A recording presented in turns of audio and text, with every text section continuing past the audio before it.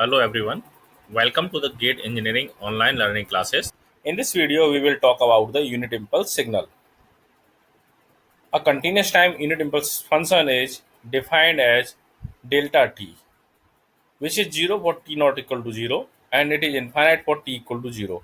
This is also known as direct delta function. The integration of minus infinite to infinite delta t dt is equal to 1, which represents its unit area. So impulse function signal has its unit area. That's why it is called as unit impulse signal, whether its value is infinite for t equal to 0. Here we can see that we have a pulse start from minus tau by 2 to tau by 2. So its width is tau and height is 1 divided by tau. If we compute its area, we will get 1. Tau into 1 divided by tau, we will get 1. So this pulse has area of 1. If we consider this tau is tends to 0, tau is tends to 0 means pulse is for a very small duration. Pulse is for very small duration. So we will get pulse like this. It means tau tends to 0, it pulse will occur at t equal to 0 only, and due to 1 divided by tau, amplitude will become infinite. So unit impulse function is defined in this way, but its area is definitely in 1. So according to according to this rule, we are getting the unit area and infinite amplitude of the pulse for t times t equal to 0 and 0 for all other values of the time. So this area is restricted to an infinitesimal or very small interval on the t-axis and concentrated at t equal to 0. So that's why this function is defined for t equal to 0. Now similarly, we define unit impulse function for discrete time signal that is denoted by delta n, and where n is the number, n is the discrete number, discrete or integer values.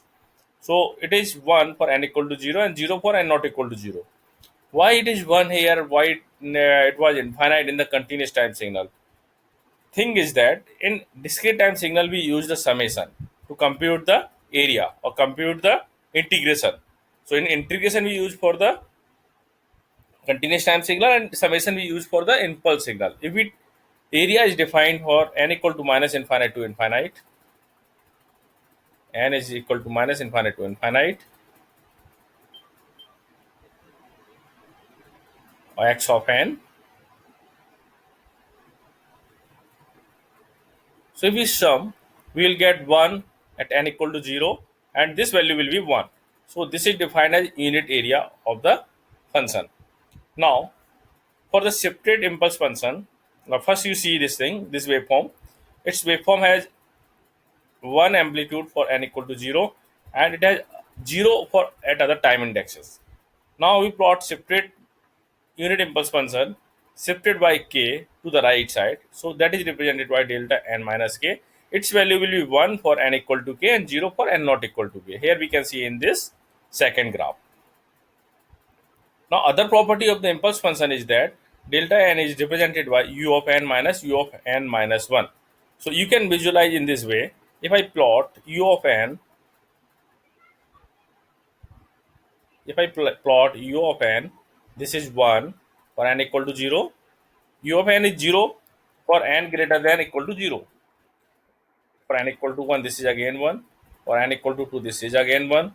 For n equal to 3, this is again 1. So for n greater than equal to 0, this function is 1 for infinite values. Okay, this is the u of n. If I plot u of n minus 1, if I plot u of n minus 1, so the u of n minus 1 is the time shifted by 1. So it will start at n equal to 1. So we'll get amplitude 1 at n equal to 1, amplitude 1 at n equal to 2, amplitude 1 at n equal to 3. Similarly, amplitude 1 at n equal to 4 and so on. So now we have a signal u of n which is starting at n equal to 0. Now another signal u of n minus 1 which is starting at n equal to 1. If we subtract this, all these ones will cancel out by the n minus 1 function. Only we will get this kind of the function. Amplitude 1 at n equal to 0 and rest are the 0 for other n values. So here we can represent delta n by u of n minus u of n minus 1. Now come to the some property of the impulse function. As we have already seen, area of the impulse function is always 1. So we can define minus infinity to infinity delta t dt is equal to 1. Now other property is that minus infinity to infinity xt delta t dt which is equal to x0 because delta t is defined for t equal to 0. Delta t is defined for t equal to 0. So whatever value we have at xt at t equal to 0, we will get the same value. So it will be equal to x0. Similarly, third property is the minus infinity to infinity xt delta t minus t0 dt. Now this delta t minus t0 is the shifted unit impulse function that will give a value at t equal to t0. Here we are multiplying with xt, so we will get xt naught. Because t equal to t0 we have a value, finite value, and at other places we have a 0 values. So we'll get x t0. Now come to some other properties. Minus infinity to infinity x lambda, delta t minus lambda, d lambda. So here t is the one, here lambda is the variable and t is the shifted value. So here lambda is the variable and t is the shifted value because we are integrating with respect to lambda here. So lambda is the continuous axis, that is the independent variable, and t is the shifted value. So we can replace x lambda by xt because at lambda equal to t we will get the some finite value. Now fifth property delta at, which can be represented by 1 divided by mod of a del t. And sixth property xt delta t minus t0 is xt0 because at t equal to 0 we will get xt0. And seventh is the xt0 delta t minus t0 will be xt0. Whatever value we have in xt0 we will get the same thing because t is our independent variable and t0 is the shifted value. So at t0 whatever value we have signal we will get the same thing. Now come to the final property, that is the integration of t1 to t2 xt delta n t minus t0 delta t is equal to minus 1 is to power n x and t0. So these are all properties of the impulse function. Now we will see some relation between step signal, ramp signal and impulse signal. First we start from the ramp signal.